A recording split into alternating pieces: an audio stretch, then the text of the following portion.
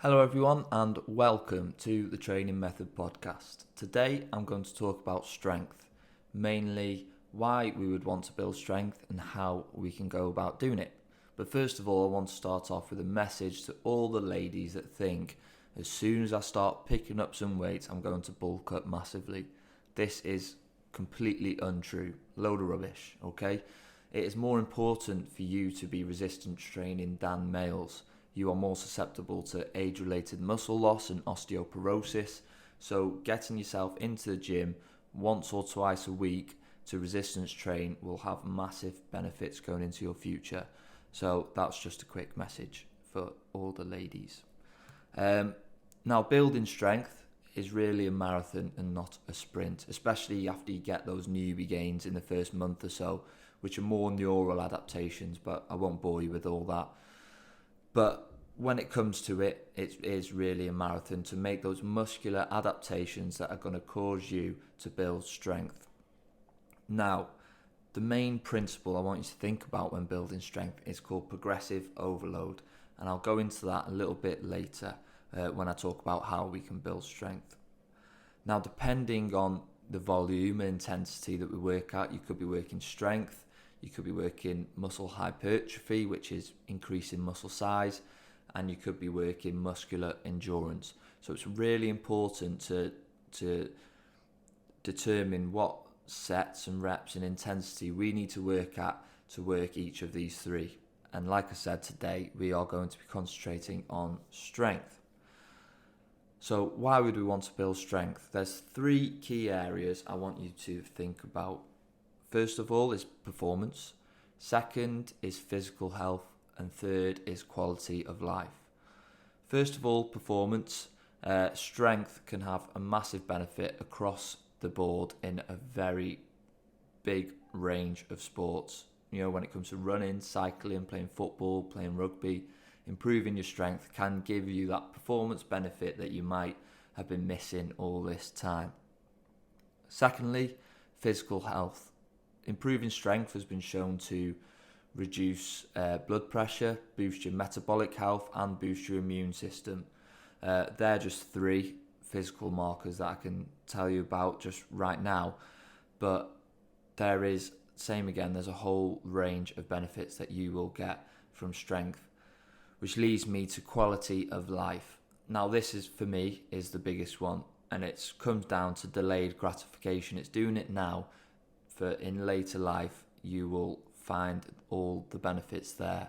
When it comes to walking up the stairs, when it comes to grabbing something out the bottom cupboard, getting up off a chair, how independent do you want to be in later life? And strength plays a massive part in that.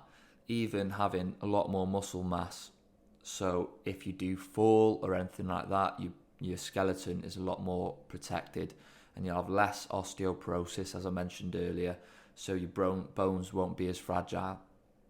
So these are a couple of things that will really benefit you. And I mentioned last week the advert of the man going and picking up the kettlebell just so he can lift his grandson up at Christmas.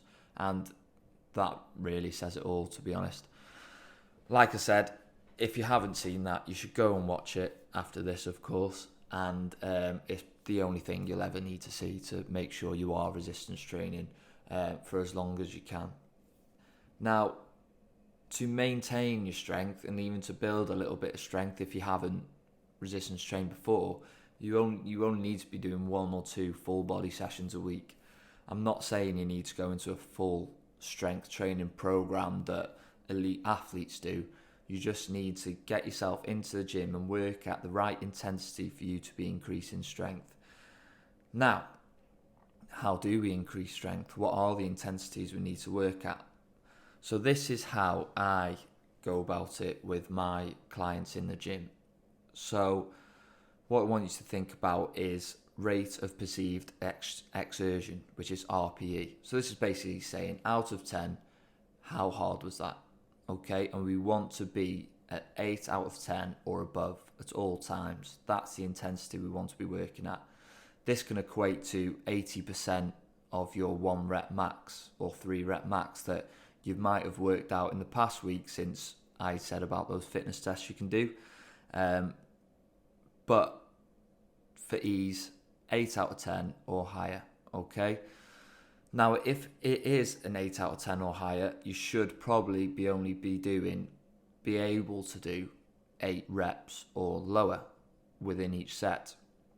So I might have a client in, it's the first strength session, and we'll go, okay, we're going to do 3 sets of 8, and I know that I want it to be an 8 out of 10 or higher, but I won't tell them that at the start. At the end, I'll say, how difficult was that set out of 10? If they say 8 or 8.5 or 9, we know we're in the right spot. So that's just an easy thing you can do to determine whether you are working at the right intensity. Now, we remember that weight, we record it down, and this is where progressive overload comes in. So over time, we want to incrementally increase that weight, okay? So say if we did a back squat of 80 kilograms for 8 reps and it was an 8 out of 10, after a couple of weeks of doing that 80 kilograms for 8 reps might now be a 7 out of 10, okay? So then we need to increase the weight. So we might go to 85 or 90 kilos for your back squat, but you can only do 6 reps, which is fine. And now it's an 8 or 8.5 or 9 out of 10. Yeah? Then that 85 or 90 kilos starts coming down in perceived effort. We up it again. And then we might go to 100, and then we can do 4 reps at that weight. So that is basically how a training program could work. So if you set yourself up with a plan, a few exercises that you like to do, and bear in mind when it comes to strength, compound is king, okay? So a compound movement is when you work in 2 joints or more. So think a back squat, a deadlift, a bench press, a prone row, and a shoulder press. Those 5 compounds, you will be able to cover basically your full body in strength, as long as you follow those principles and intensities that I've just laid out. So then it depends how you want to line up your week. If you just want to do 1 or 2 sessions, you could do 2 full body sessions, okay? On the first one, you're doing a deadlift and a bench press. On the second one, you're doing a back squat and a row, okay? And then a couple of isolation movements that help support that. Yeah. If you are very new to the gym and you're not comfortable doing these exercises, there are machines like a leg press, chest press, a row machine, anything like that. You'll be able to apply those same principles to, and on a machine it is 10 times easier. There's not much that can go wrong, and you'll be able to exert as much force as you possibly can. So that is basically why we want to build strength and how we can go about it. Okay, let me know if you have a go at this. If you've got any questions about what exercises you want to put into your training program and how you can go about structuring it, message me, give me a message, leave a comment. I'll be very grateful for that. So follow on for future episodes. I'm going to go through a few different more components of fitness that I'll explain, same again, why we would want to improve it and how we can go about doing it. So good luck, have a go, see what you think, and let me know how you get on. Thank you.